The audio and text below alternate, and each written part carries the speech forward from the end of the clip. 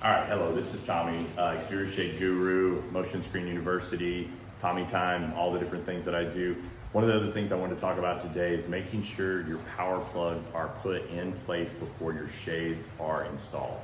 Because most motor manufacturers either have very explicit, don't cut the cord too short, or if you have to run it all the way up in the attic or anything like that. On this particular job, you'll see that the cords weren't put in, plugs weren't put in, and the installer just left the plugs wrapped up for the power to be put in later.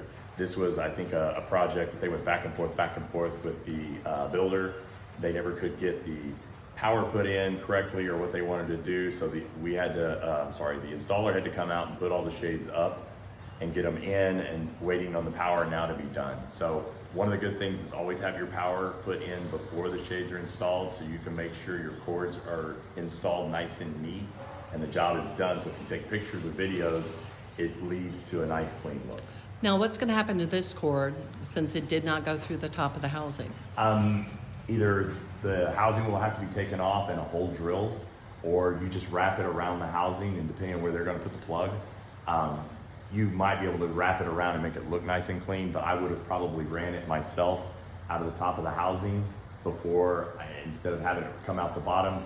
He did that because he didn't know if they were going to put a plug at the floor, use an existing plug, which there is none because this was a new build.